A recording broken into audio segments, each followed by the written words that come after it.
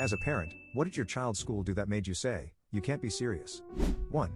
They banned running on the playground during recess. 2. My grade school principal tried to convince me not to call my mother when I'd broken my arm on the monkey bars.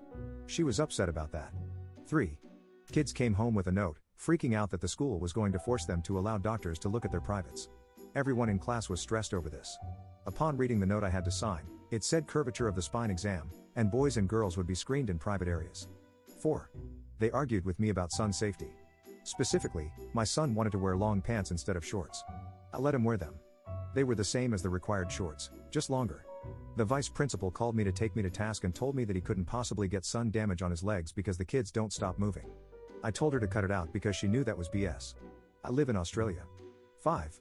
They decided children weren't allowed to have a best friend. If two kids got along too well, the teachers would intentionally separate them by switching desks, putting them in different groups, not letting them be partners on projects, etc. They would even mess with their recess, letting one kid out on time and the second a minute or so late, hoping the first would start playing with other kids before the best friend came out. 6. My kid went on an overnight school trip. I got multiple messages and emails from the principal saying he had snuck out in the middle of the night and jumped off a dock into the lake.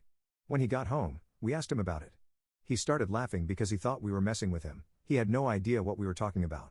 My kid can be a turd, so I emailed the principal and a couple of teacher chaperones to get more information. The teachers told me they had no idea what I was talking about. It was the first they were hearing about any incident at camp. The principal went silent, dodged my emails and calls, and a week later apologized to my son by saying, "Sorry, I must have mistaken you for some wildlife. Tell your mom you're all good." Never heard from her again.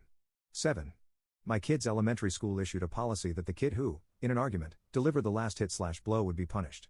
However, they did absolutely nothing about bullying, so often the kid hitting was a kid defending themselves.